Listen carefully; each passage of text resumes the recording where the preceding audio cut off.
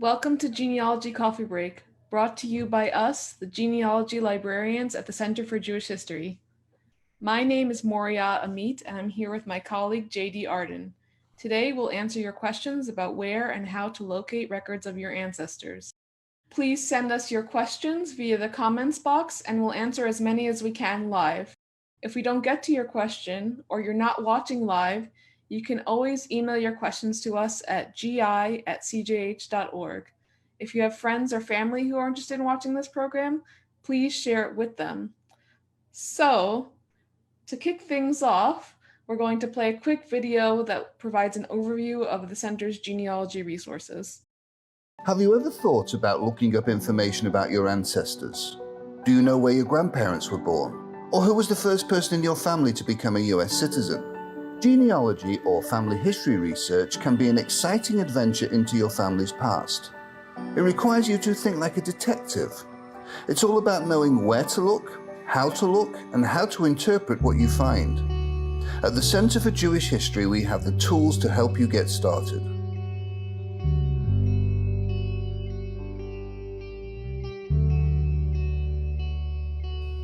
Think of us like a public library.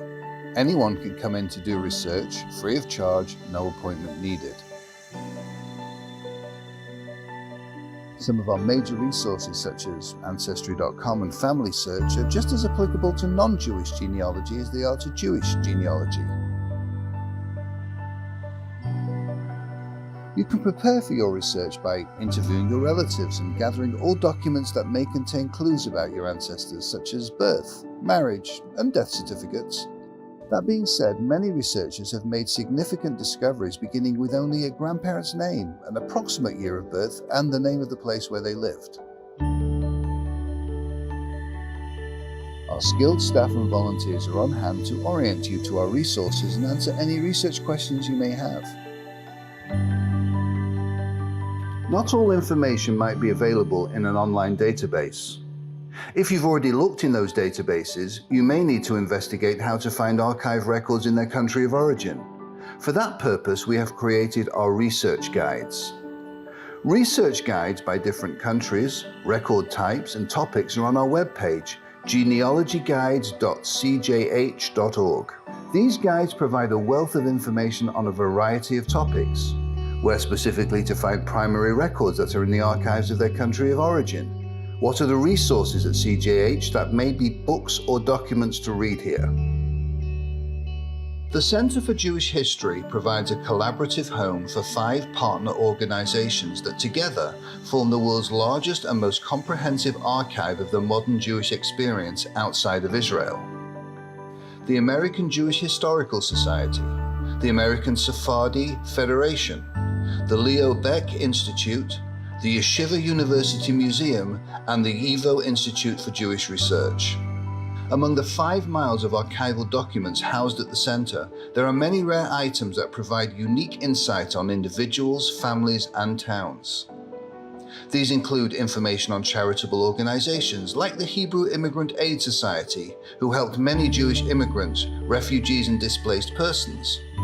Memorial books for former Jewish communities throughout Europe, and service files on American Jewish soldiers who served in World War II. You can find out what resources the Center has pertaining to your family history by searching our online catalog at search.cjh.org for relevant towns, regions, and organizations. The Ackman and Ziff Genealogy Institute at the Center for Jewish History is free and open to the public, and ready to start you on your family history journey.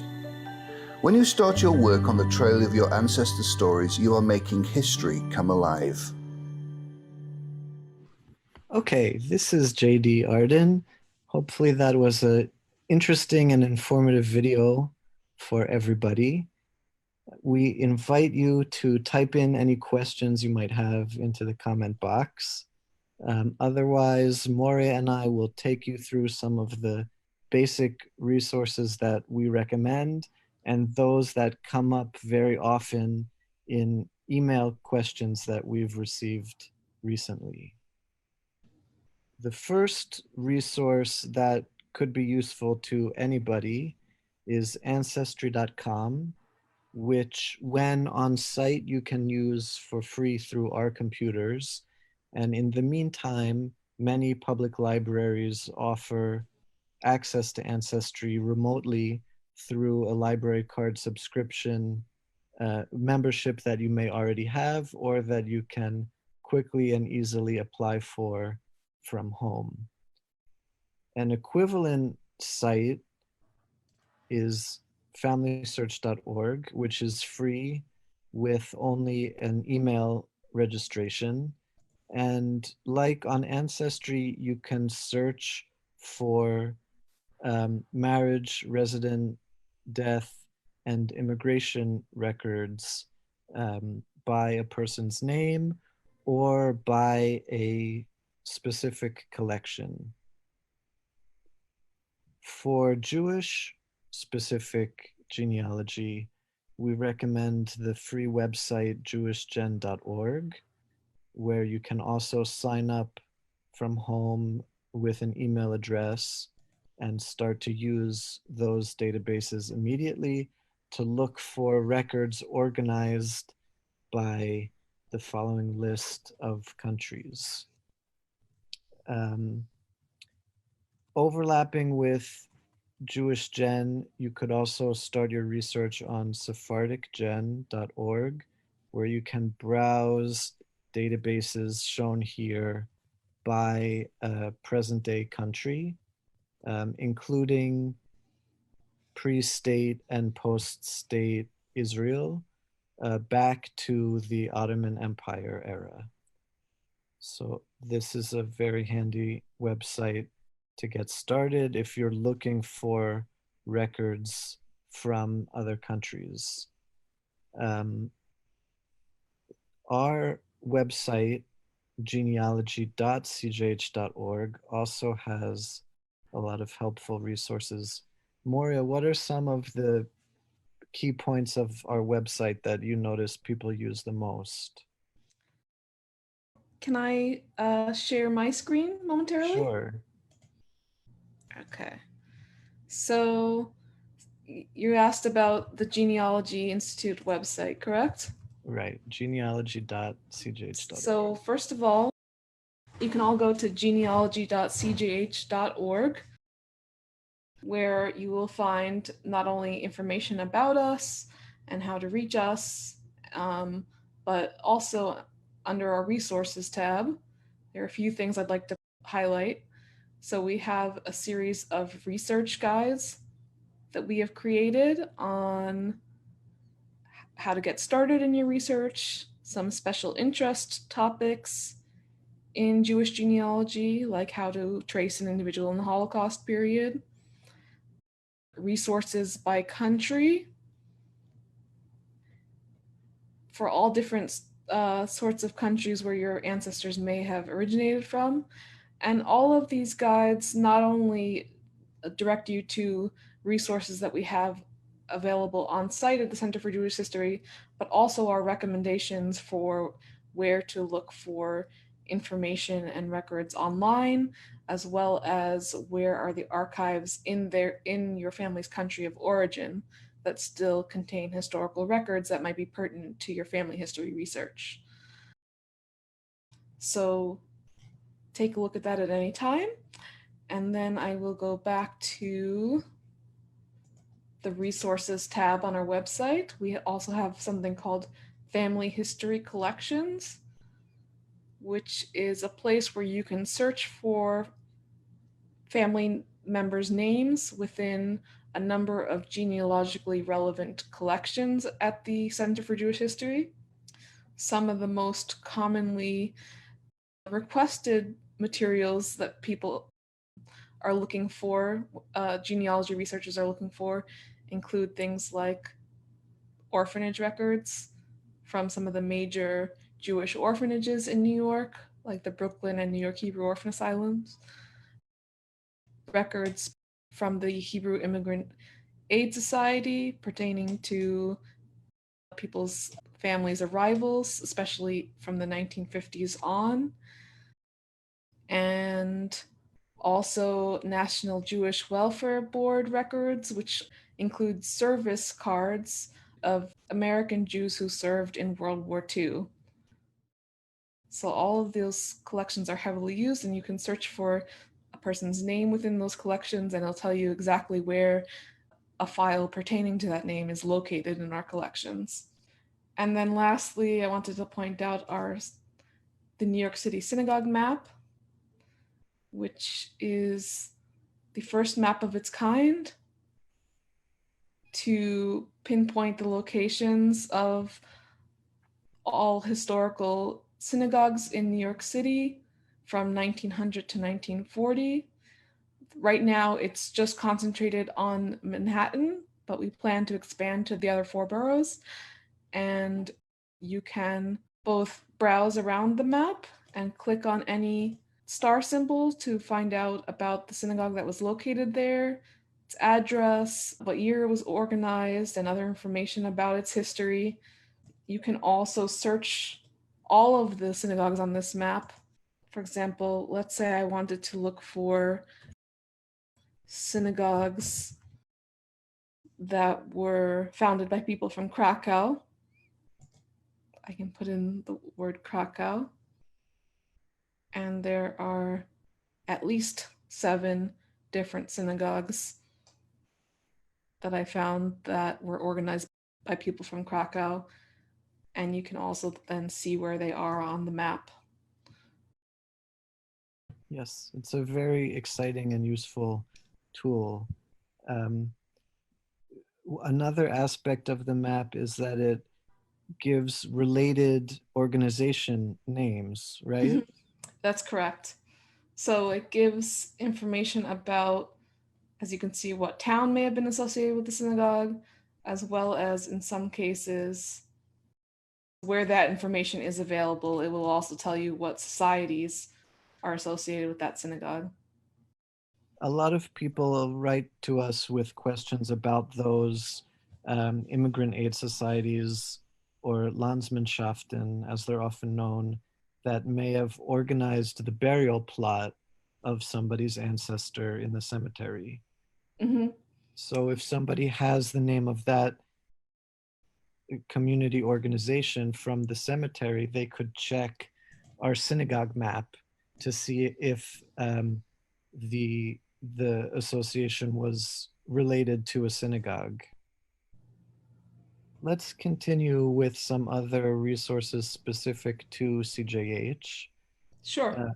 On the website ajhs.org/highest-search is a really great database put together with the help of our partner organization in the building, the American Jewish Historical Society, where you can search either the MasterCard index for records from 1955 to 1980 or database search for 1980 to 2016.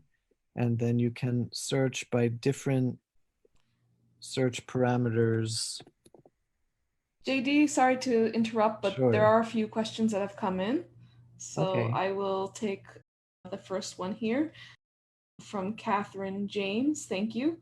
Catherine writes about her great-grandfather. She knows nothing about his parents, siblings, and birthplace. He died in Buffalo, New York in 1925, and she wants to know more about his family. It looks like he came with just his wife and his children, so he came as an adult, I imagine. So my first recommendation would be to look for a record of his naturalization if he became a US citizen. The naturalization papers, especially after 1906, required people to list the specific town or city of their birth. So that's one place to find, I would say, the most reliable place of that information. We have a research guide specifically on how to locate US naturalization records, so please take a look at that. I won't go into specific details on that because that's a pretty lengthy topic, but please take a look at our research guide. And the other suggestion would be to look at the local Jewish cemeteries in Buffalo and try to locate his gravestone. That gravestone may include the name of his father on it in Hebrew, in the Hebrew alphabet. So that's a good place to learn that information, and would also corroborate it may corroborate his town of birth if he was buried by a society pertaining to that town. JD, do you want to add anything or go on to the next question? Let's go on to the next question. The next one I see from Pablo is he's researching several family names from present day Ukraine. Although, Pablo, you note in your question that Bessarabia is also part of your research, which may fall within present day Moldova. So the trick in this kind of research is that it doesn't hurt to try both the Ukraine section for the databases in JewishGen as well as Romania, Moldova, especially if you know already that some of your family ancestors came from Moldova specifically. It seems like you're already on the right track, knowing that you need to use different spelling variations. You can either try one of each spelling, or you can also help yourself not exclude possibly relevant results by selecting the fuzzy or sounds like option when you're doing the database search. So we invite you to try yourself some of those search paths on JewishGen, and then email us at gi@cjh.org if you run into issues or if you still have some questions. The next question is from Dina Rose. I answered your question in the chat before. JewishGen, I mentioned the website familysearch.org, which is roughly equivalent to Ancestry. Moria, we get a lot of questions about Ellis Island. That's right. And people searching and not finding immigration records. What are some of the common suggestions that we might have for someone who is not finding an immigration record?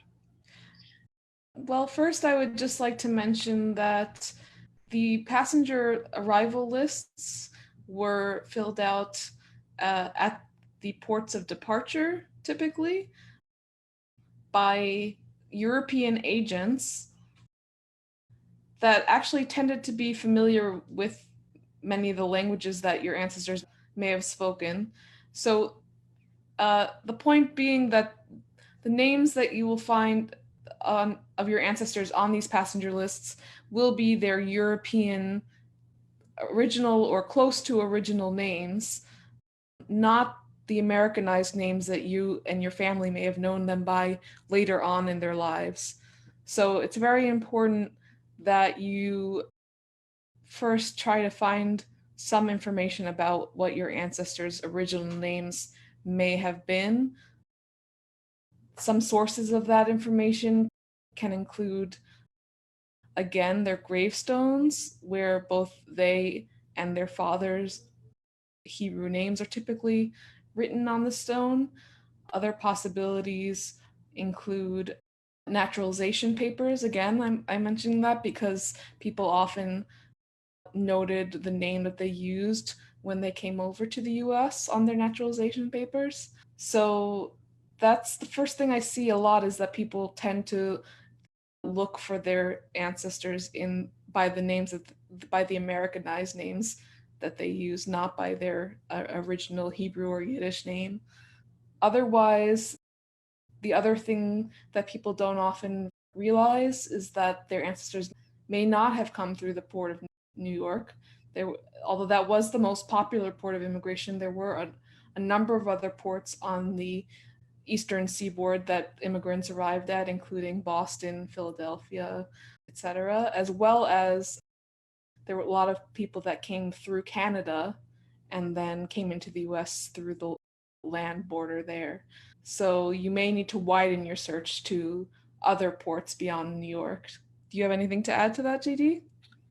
I am screen sharing here our LibGuides page, libguides.cjh.org, where we have several migration and immigration specific guides that could be useful. That's right.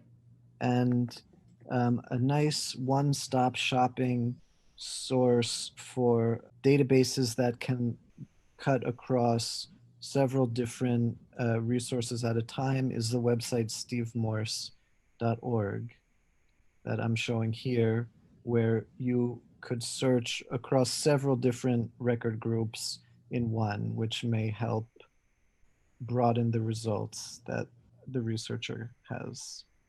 Continuing down our question list, Amy is asking about software for family tree building. A great free software that is a good place to start is called Gramps. You can download it for free.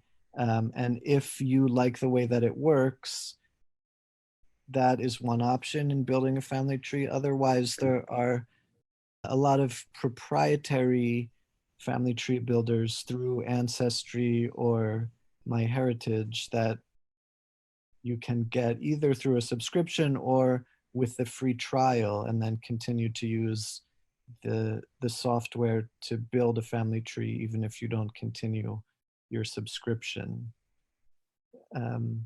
Another easy option on our homepage, genealogy.cjh.org, under resources, we have family tree chart linked through this free download site. You could either download and print, or you could, as a PDF, type into the family tree chart that we provide here for free, if it has a layout that you like. And if not, email us at gi@cjh.org, and we could suggest other layouts that might work better for you. Janet asks, can you enter a rabbi's name and find out what synagogue he was affiliated with?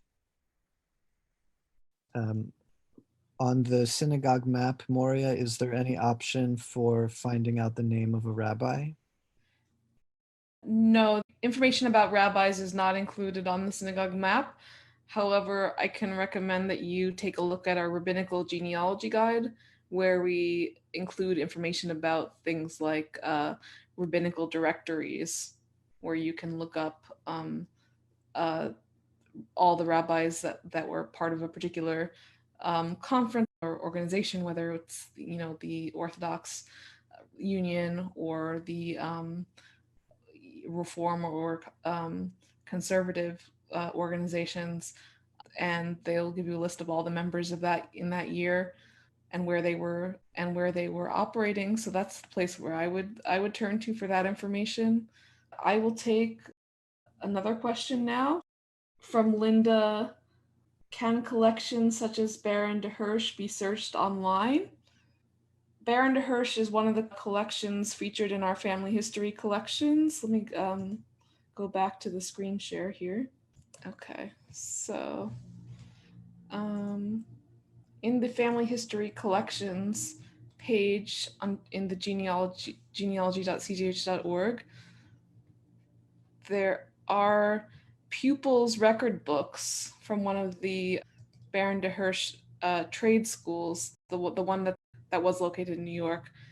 We have those that are searchable through this website, but the rest of the records I don't believe have been digitized, but you could find out more about what's in that collection by going to our archives website, archives.cjh.org, typing in the name of the collection. So I'm going to put in the Baron de Hirsch Fund and click on the Baron de Hirsch Fund records. And then you can see how this collection has been organized on the right side and drill down to find even more information about what is in each of these series. For example, if you're interested in the Jewish Agricultural Society, you'll see that's mostly administrative records. If you're interested in the Baron de Hirsch's agricultural colony in Woodbine, New Jersey, you can learn more about what records are available from that and so forth. And if you go into any of these individual folders, if that particular folder had been digitized, you would see a very large red link showing up here near the top of the page that says link to view the item, or I think it just says view the item, and you click on that and it would open the item. So that's how you would find any of our digitized material. That's right. And it's also, it gives us pleasure to let people know that we have expanded our program in digitizing and making archival collections available to you viewers and researchers at home. So you now can email us if there's an archive collection you'd like to see and you can't come in person, then usually if there are no fragility or copyright issues, then for a very small fee, we will scan archive collections for you and send it to you, and then those collections will also be available through the catalog for other researchers. So with that, we're going to conclude today's program. Thank you for all the questions. I know that we didn't get to everyone's today, but I appreciate your participation, and we will respond to you privately if we haven't responded to you live. And if any other questions come to you, feel free to email us at any time at gi@cjh.org. For updates on this and other Center for Jewish History programs, please join our email list at bit.ly/CJHE-news. If you enjoyed this program, we hope that you will consider making a donation at cjh.org/donate now. We really appreciate your generosity. And we look forward to seeing you again next Tuesday for the next episode of Genealogy Coffee Break. Until then, stay safe and be well.